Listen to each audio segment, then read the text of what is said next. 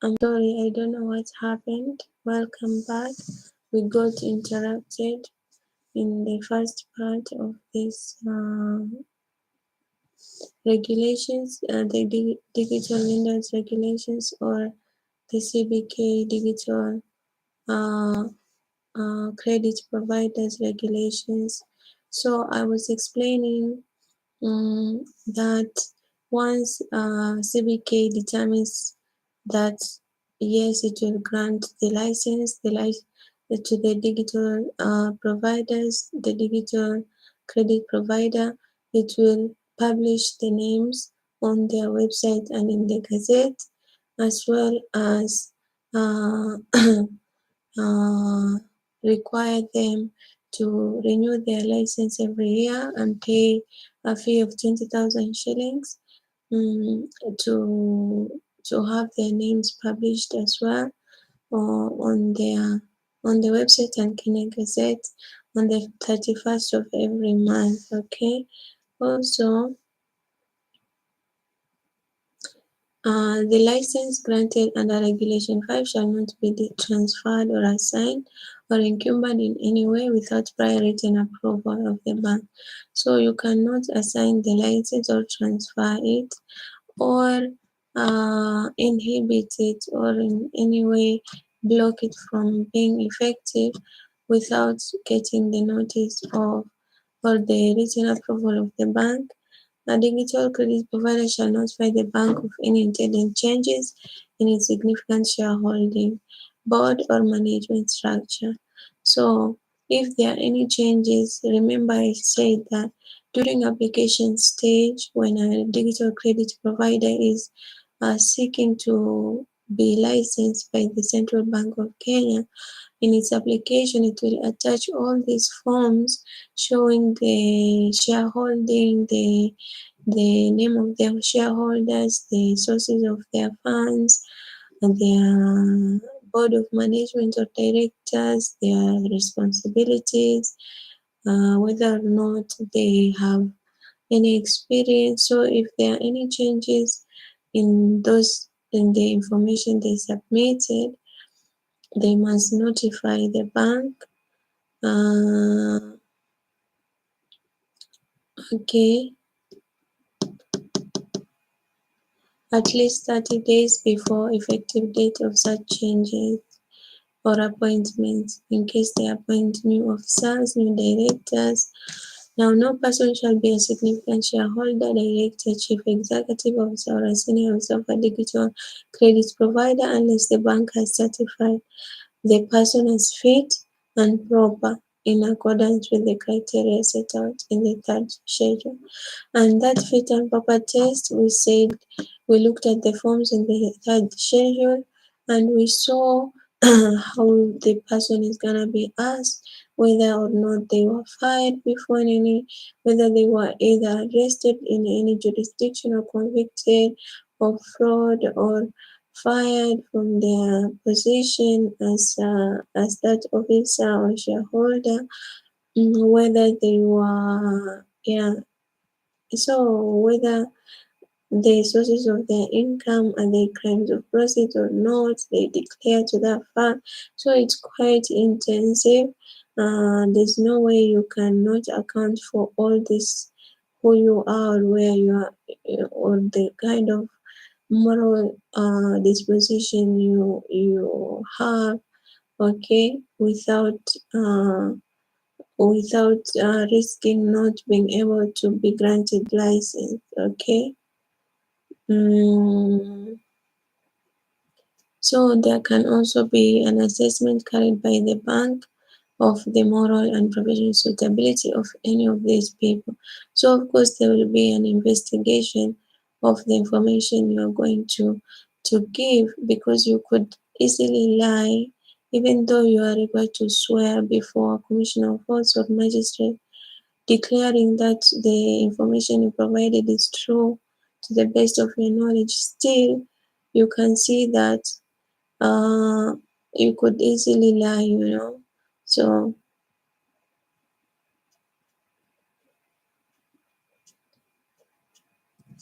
Yeah, so the vetting process is quite strict.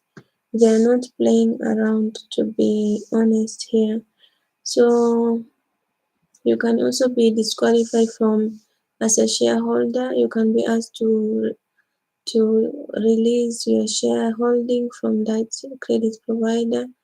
You can also be told to step down from your position as director or executive officer or senior officer. Um, then we have activities of a digital, what do you call, credit provider, and these activities are obvious. You provide credit or loans to consumers of your service or borrowers. Okay. Also, there's a requirement here and Rule 8 of the regulations that you are not supposed to collect any deposit in any form. You are not a bank, so don't act like a bank. You are also not a SACCO. You are not any of those exempted institutions, okay? So you are not gonna act or masquerade as one uh, for loans. Yeah. So a digital credit provider who contravenes the provisions of this section can be liable to be penalized, okay, or sanctioned, like Russia has been sanctioned, including revocation. You can have your license revoked, okay? Suspension or revocation of license. The bank may suspend or revoke a license of a digital credit provider if the licensee does not meet or has contravened any of the licensing conditions. So the penalty is suspension or revocation. And in which conditions? Where you have contravened the licensing condition, where you fail to pay annual fees to renew your license, where you are found to have given false information during the application, where you stop to carry business as a digital credit provider, where you go into liquidation or your company is wound up, where you violate the anti-money laundering laws and the terrorism financing laws that combat terrorism financing, where you contravene any of the provisions of the Act or any regulations made thereunder, okay, where you conduct business that is bad for public interest, members of the public. So you can see these conditions under Rule 9 can attract a revocation of your license or a suspension of your license, okay? Uh, and the bank will inform you of the intention to be suspended or revoked and give you an opportunity to be heard.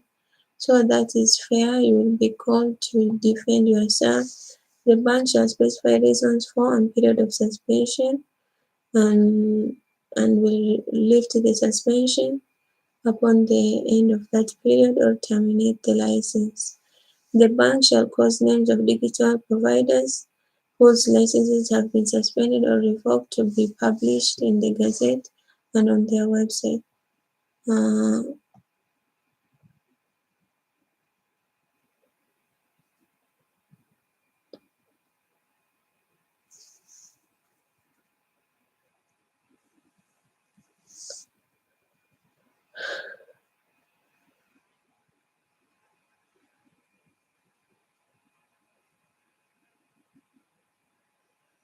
so it's heavy control here, okay?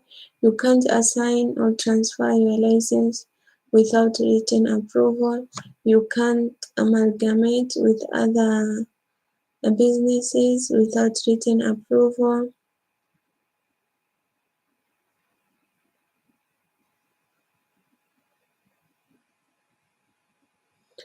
Uh,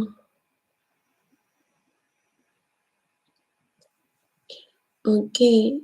Uh, but where the bank does not meddle is in your ordinary course of business, undertaking transactions, okay, asset disposal, and ordinary course of business.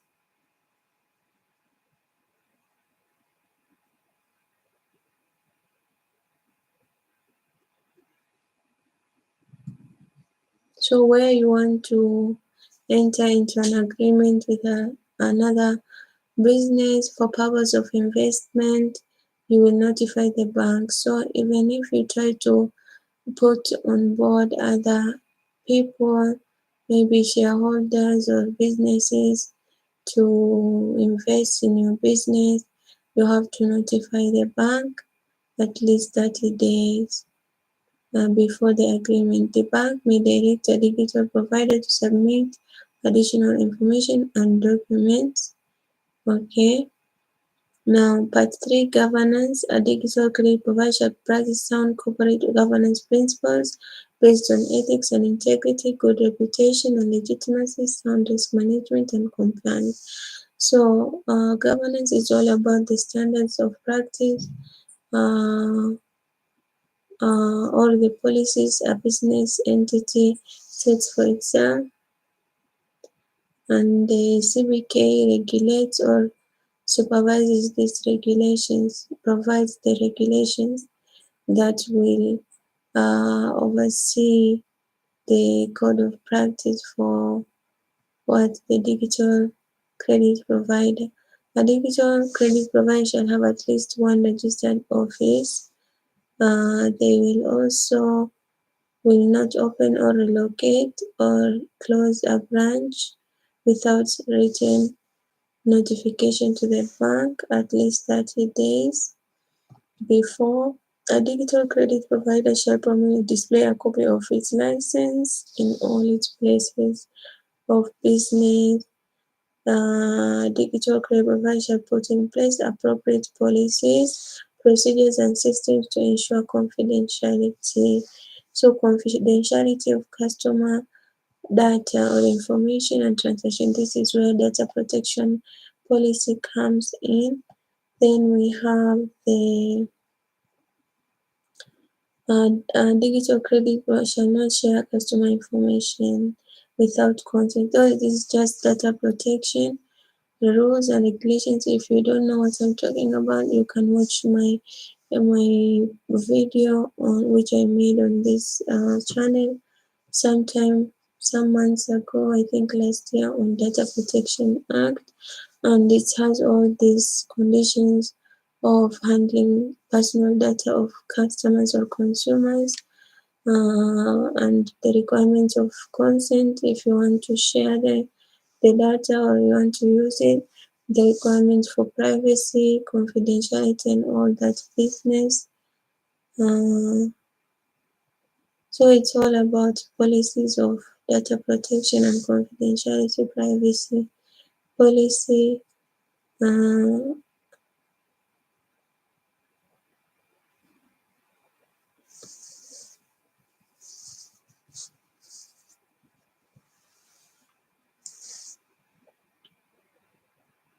then we have credit information, part 4, exchange of credit information. A digital provider shall disclose both positive and negative credit information to licensed credit reference bureaus. Oh, so now here we have the licensed credit reference bureaus where such information is uh, reasonably required for discharge of the functions.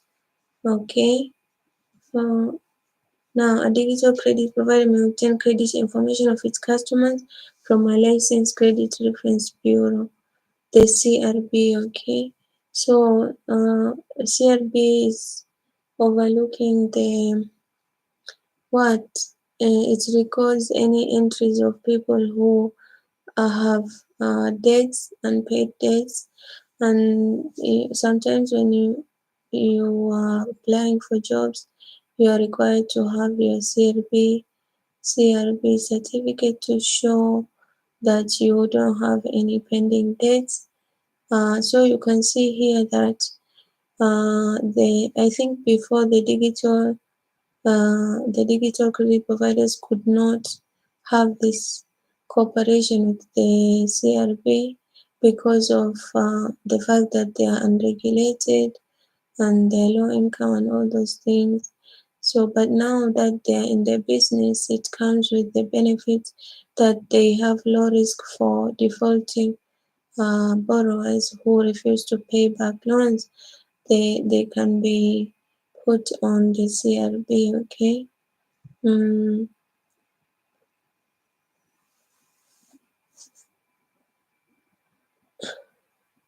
so the threshold for submission of such information to CRB is 1,000 shillings and above. Where it's lower than that, no one deserves to be put on that list, okay, to be blacklisted.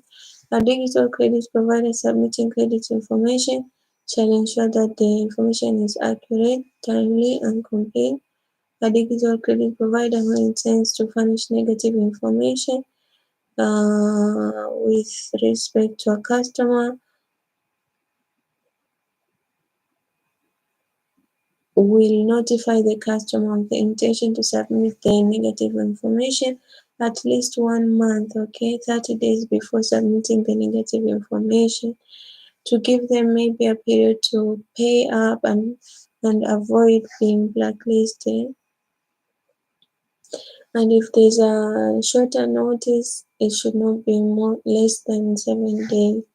Now, a digital credit provider who has furnished credit information to a bureau shall, within 30 days from the date the information was furnished to a bureau, notify the customer that the customer's credit information has been forwarded to the bureau. Okay, so you can see here that, of course, the regulations come with maybe a strict, suffocating, you could argue, uh, hold or control over these entities, but also it comes with the protection that uh, is afforded by such regulation by the CBK, such as the what do you call the lower risk of defaulting with a threat or posting of information to the CRB, okay? Uh,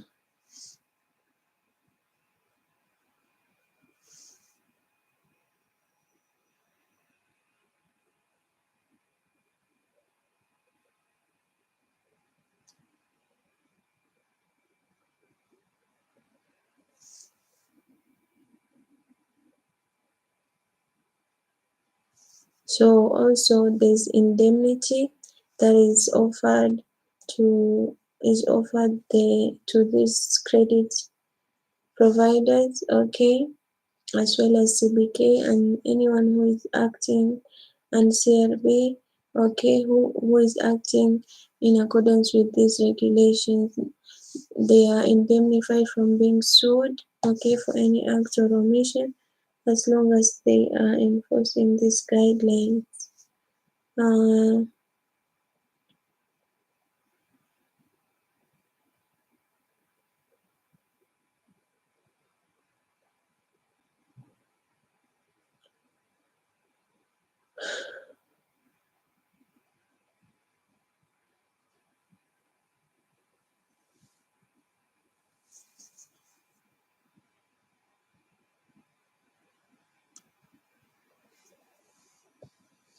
so you can see here it's very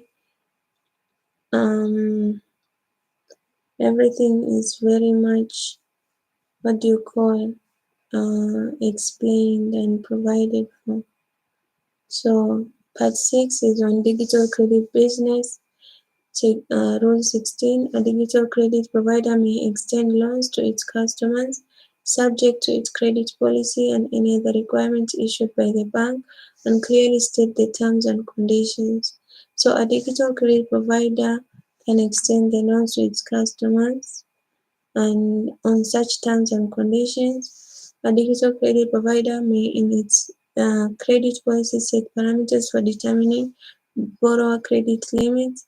So maybe they have requirements for how much a borrower can borrow at a time, or first time borrowers. Maybe they'll give you up to 5,000 shillings just to see if you have a good credit, okay? You have established good credit over time. Mm-hmm. Mm-hmm.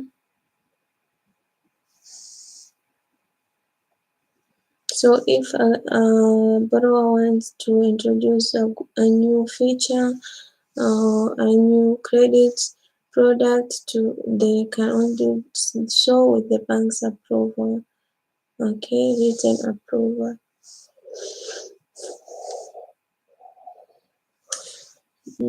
Excuse me. A digital credit provider shall notify its customers of any variations in product features at least 30 days before.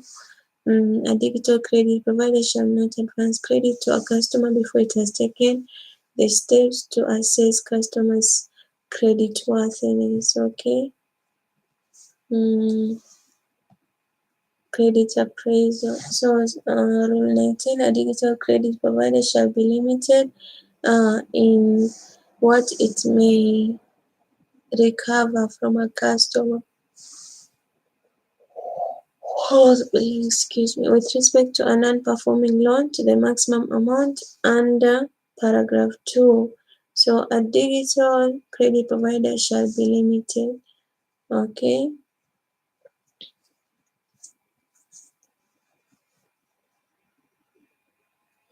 The maximum amount referred is the sum of the following: the principal owing when the loan becomes non-performing, interest in accordance with the contract between the customer and digital provider, not exceeding principal owing when the loan becomes reasonable expenses incurred in the recovery of any amount. Okay, all right. So the maximum that the credit provider can collect as interest for loans that uh, should not exceed the principal amount where the who the borrower does not pay up. Okay.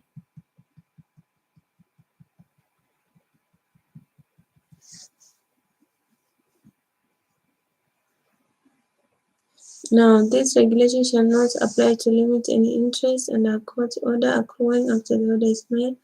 Now, credit collection, which is important. Rule 20: a digital credit provider, its officers, employees, or agents shall not, in the course of debt collection, engage in any of the following conducts against a customer or any other person.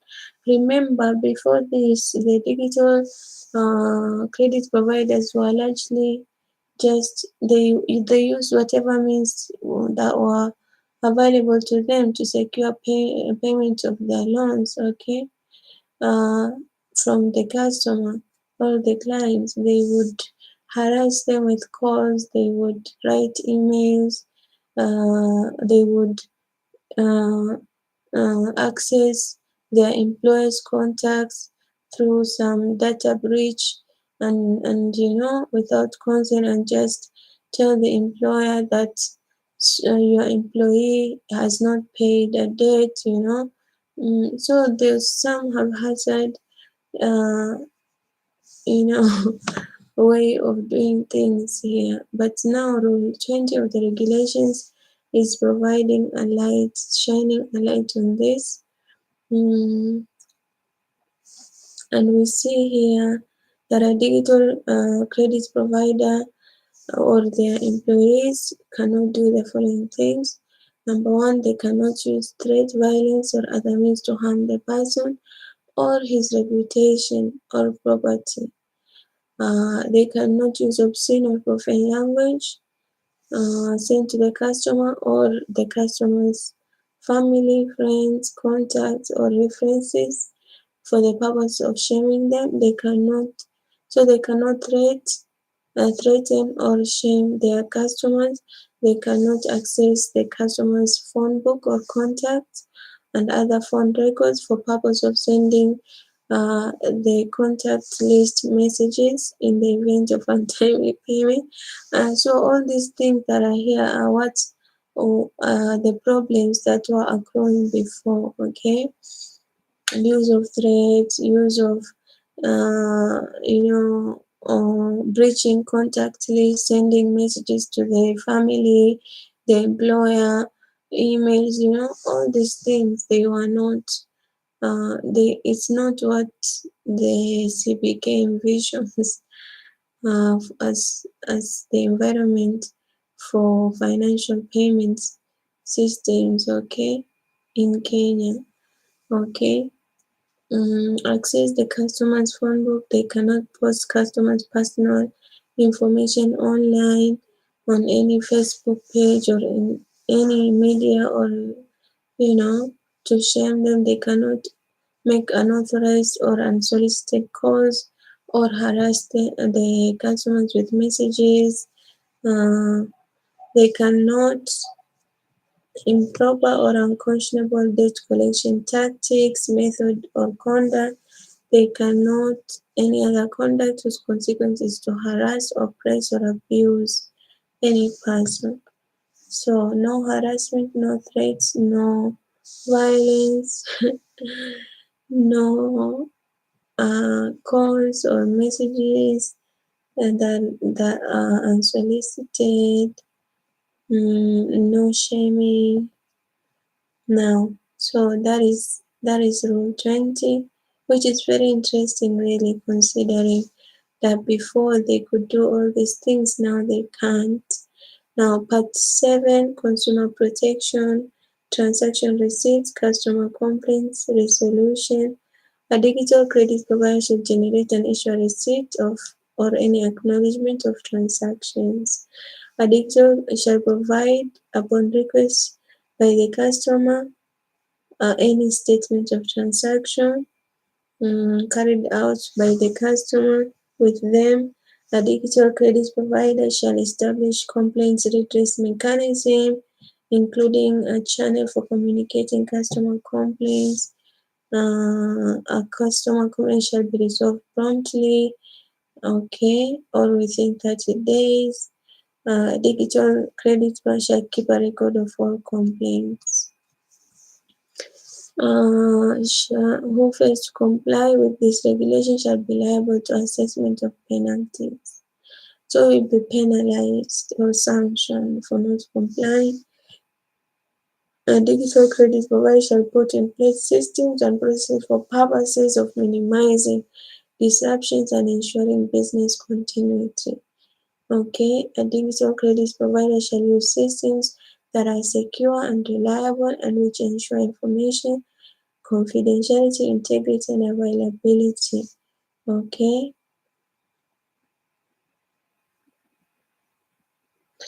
A digital credit provider shall, under Rule 25, prepare and maintain key information document that informs the customer of the fundamental benefits, risks, and terms of the product or service in a summarized form.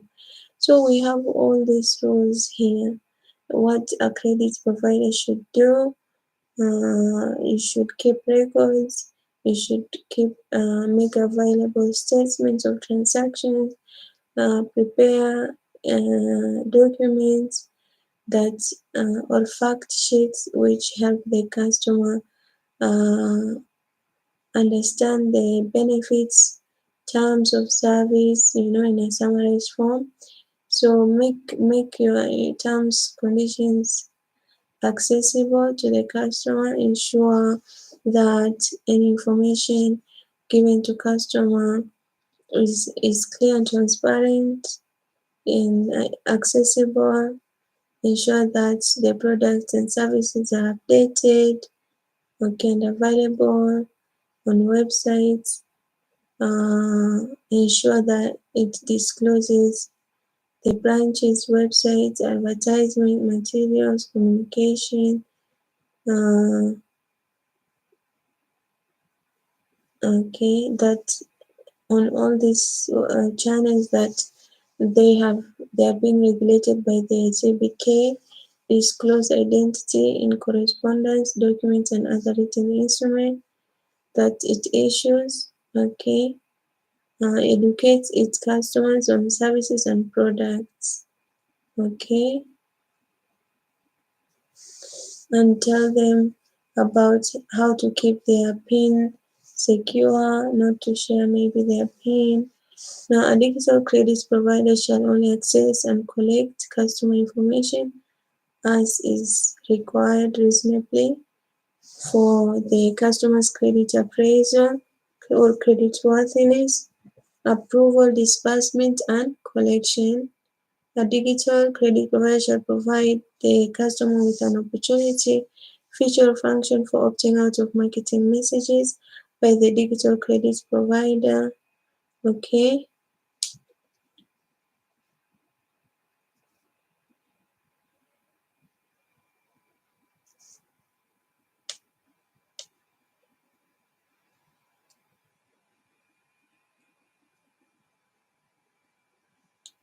So a digital credit provider shall provide to the customer the terms and conditions constituting the loan agreement between a digital credit provider and a customer before granting the loan.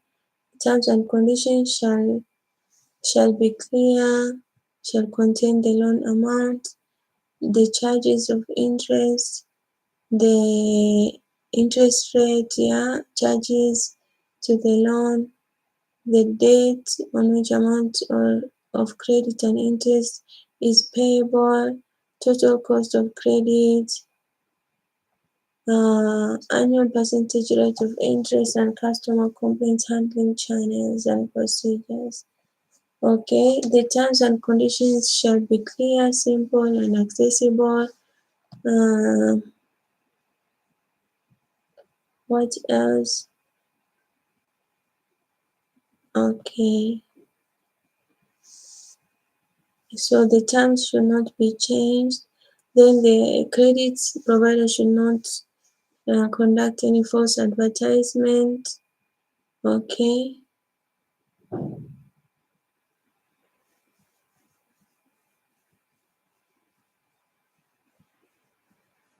Okay.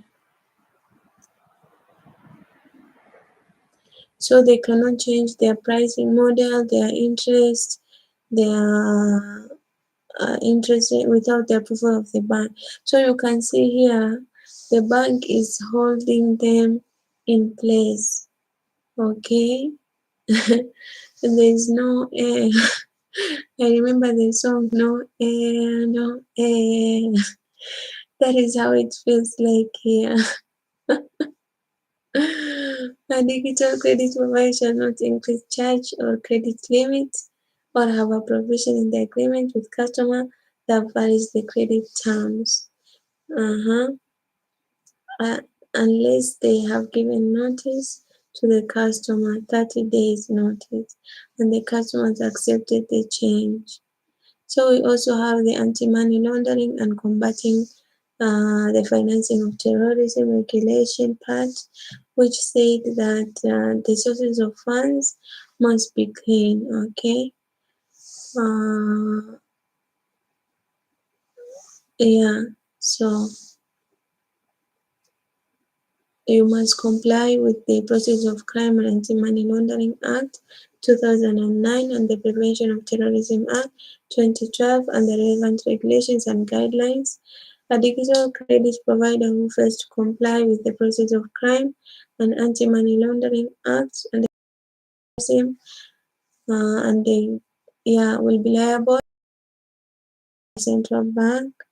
Now the digital credit provider must report to the bank, okay, and the bank can inspect them, can ask to audit, okay, and monitor and shall make such periodic report. So you must make periodic reports, and your audit, you must audit all your transactions. Okay. The bank may require digital credit provider to furnish it, and at such time and in such manner as it may direct. Okay. A digital credit provider shall make its premises, systems, and books of record and records readily available to the bank or its officers, okay, for inspection, audit, and other purposes. A digital credit provider who fails to comply shall be liable to assessment of penalties. The bank may disclose any information received in the course of the performance of its duties or responsibilities under the Act to any financial regulatory authority, fiscal or tax agency, or fraud investigations agency, where information is required. Now, so the bank can disclose any information that it has found regarding fraud or any other shady business going on after it has inspected. Okay. Now, Rule 35. If the bank has reason to believe that the business is being conducted in violation of the requirements of these rules, okay, or the provider or its officers are engaged in any practice which violates the rules, can give advice and make recommendations to the digital credit provider, can issue directions regarding measures to be taken to improve the management, okay. In any case, issue directions to any officer or the provider to stop the practice that is in violation.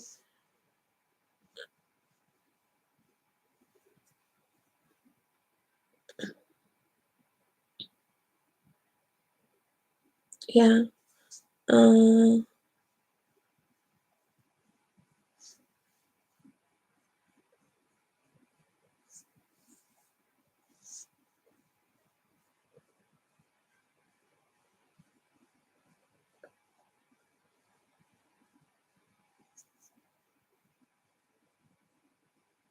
Yeah, so you can see here it's very clear.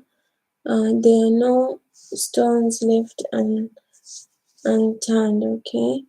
Everything is provided for.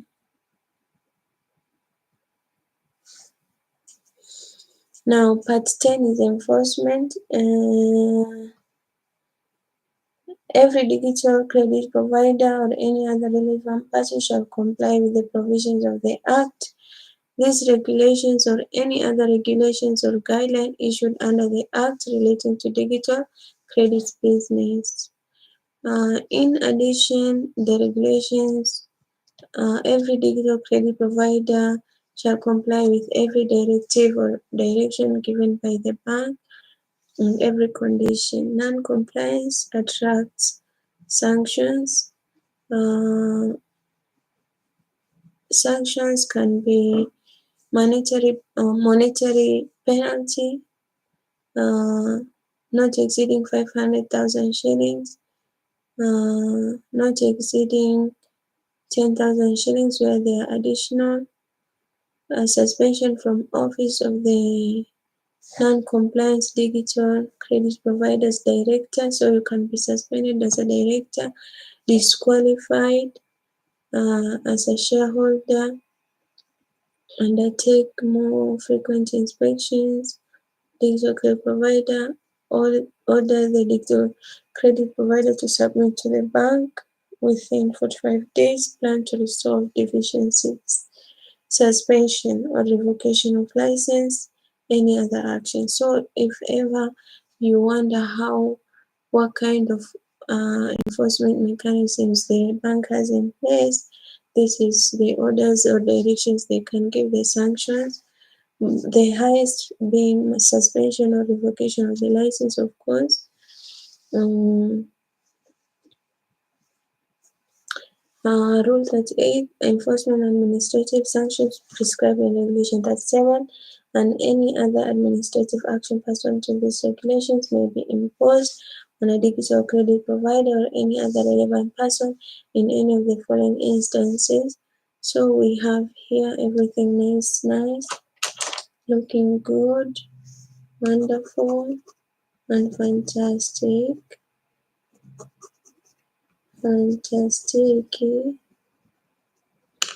Now,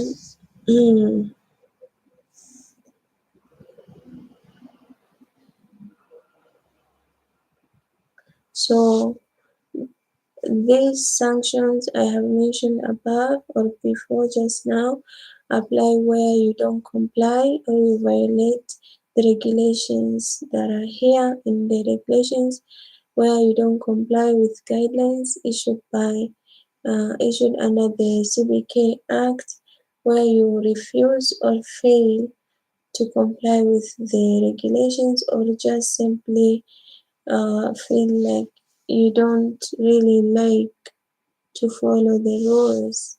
Okay. Mm,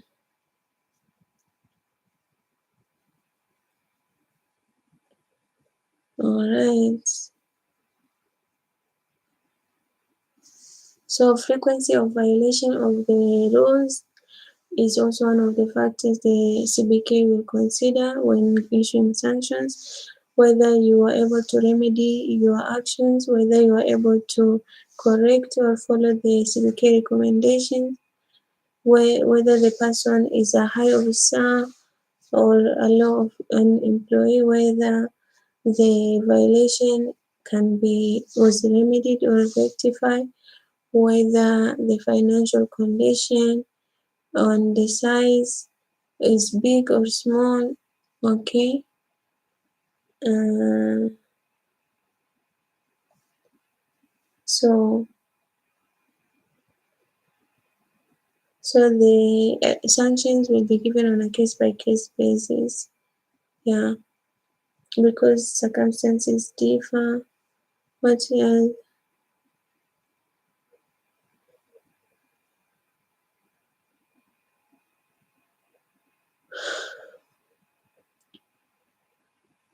So they'll also hold a hearing where you are seen to have violated the provisions of these regulations. What you're going to do is you're going to enter appearance like in a court and show cause why you should not be sanctioned. Okay, you will file. I don't really call it filing, but you will issue a notice to show cause, and in the notice you'll describe in general terms what the circumstances, uh, state what was violated, describe who was involved, uh, specify proposed administrative action, state the period within which the notice to show cause shall be responded to, contain relevant information, who is fine, if the bank, okay, and the bank shall notify the digital credits. Oh, sorry, I'm sorry. So it's the bank that issues the notice to show cause, okay?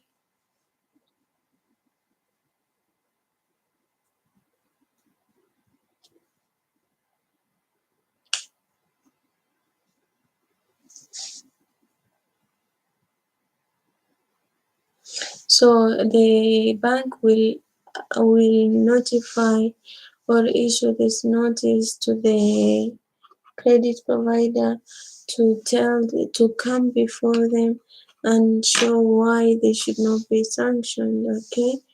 And the notice will describe the circumstances of the violation, the rule that was broken, the people involved, the intention to assess and sanction and specify the sanction and state the period to show cause, which should not be less than 14 days. Okay. and contain any other information necessary. Upon receipt of any representation from the digital provider, the bank shall consider the representations made and shall decide whether to go ahead and sanction or not, or to give a monetary penalty. Which we said, if in case of monetary, shouldn't exceed 500,000. And where you don't show, or you don't show codes or enter appearance in codes, where you don't respond to the notice, the bank can determine in your absence and impose the sanction. So it's advisable you just appear and ujitete. May apologize. Extended time for notice more than 14 days.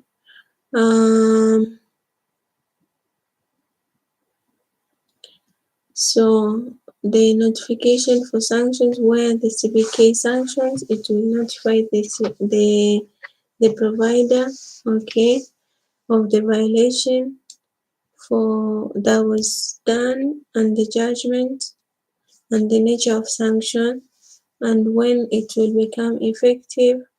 If in case of monetary compensation or penalty, how much? Okay.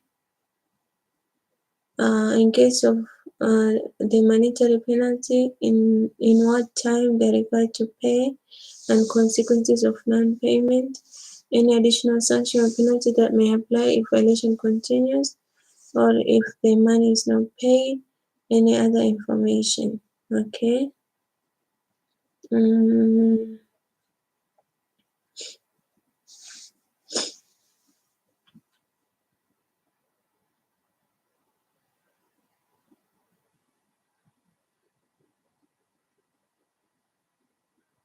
So the person can also, the bank can also request that they warn or admonish the provider to correct their ways, okay, to take any action to correct their ways.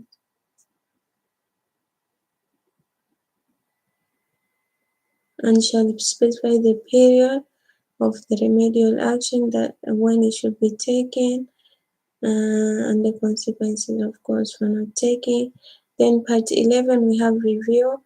A digital who is aggrieved by the decision of the bank can, within 14 days from the date of the bank decision, request the bank to review. So the person who reviews is the bank. Okay.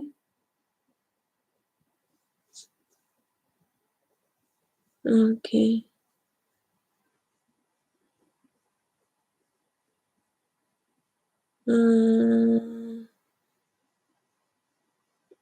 The defense or the excuses is that the violation did not take place, new facts have emerged which were not there, and the aggrieved party was not given an opportunity to show cause. So those are the defenses. And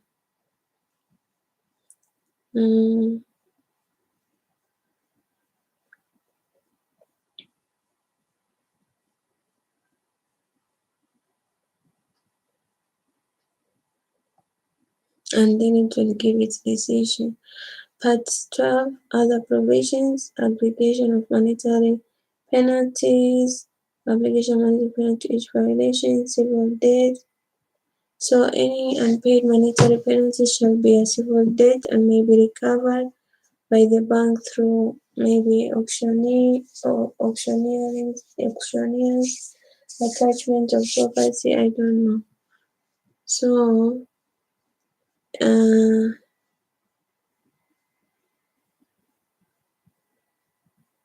okay. So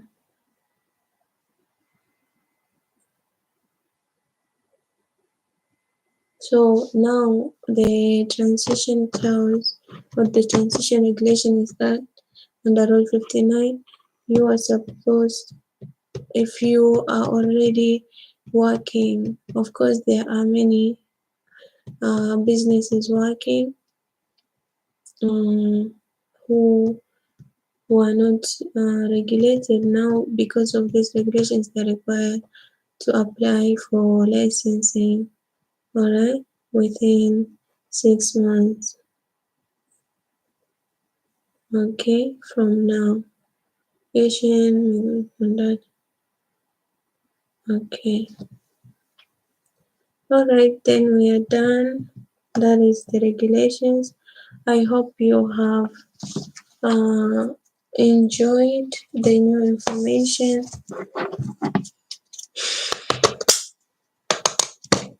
Bye. See you. Thank you.